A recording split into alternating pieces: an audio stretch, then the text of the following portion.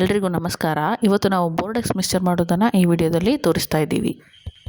ಮೊದಲನೇದಾಗಿ ನಾವು 1 kg copper ಸಲ್ಫೇಟನ್ನು ಒಂದು ಪ್ಲಾಸ್ಟಿಕ್ ಬಕೆಟಿಗೆ ಹಾಕ್ತಾ ಇದ್ದೀವಿ. ಅದರಲ್ಲಿ ಪ್ಲಾಸ್ಟಿಕ್ ಬಕೆಟನ್ನು ಯೂಸ್ ಮಾಡಲು ಟ್ರೈ ಮಾಡಿ, ಮೆಟಲನ್ನು ಯೂಸ್ ಮಾಡಬೇಡಿ. ಇನ್ನೊಂದು ಸಪ್ರೇಟ್ ಬಕೆಟಿಗೆ 1 kg ಸುಣ್ಣ ಹಾಕಿ ನೀರು ಹಾಕಿ ಒಳ್ಳೆ ಮಿಕ್ಸ್ ಮಾಡಿ. 1 kg ಸುಣ್ಣವನ್ನು ಸ್ವಲ್ಪ ನೀರಲ್ಲಿ ಮಿಕ್ಸ್ ಮಾಡಿ 100 ಲೀಟರ್ ನೀರಿಗೆ ಹಾಕ್ತಾ ಇದ್ದೀವಿ. ಒಂದು ದೊಡ್ಡ ಬ್ಯಾರಲಲ್ಲೇ ನಾವು ಮಿಕ್ಸ್ ಮಾಡ್ತಾ ಇದ್ದೀವಿ. ಮೊದಲು ನಾವು ಸುಣ್ಣವನ್ನು ಮತ್ತು ನೀರನ್ನೇ ಮಿಕ್ಸ್ ಮಾಡಬೇಕು ಬ್ಯಾರಲಲ್ಲಿ. ನಂತರ ನಾವು ಕಾಪರ್ ಸಲ್ಫೇಟನ್ನು ಹಾಕಬೇಕು. ಈಗ ನಾವು ಕಾಪರ್ ಸಲ್ಫೇಟ್ ನೀರಿನ ಮಿಶ್ರಣವನ್ನು ಸುಣ್ಣದ ನೀರಿಗೆ ಹಾಕ್ತಾ ಇದ್ದೀವಿ.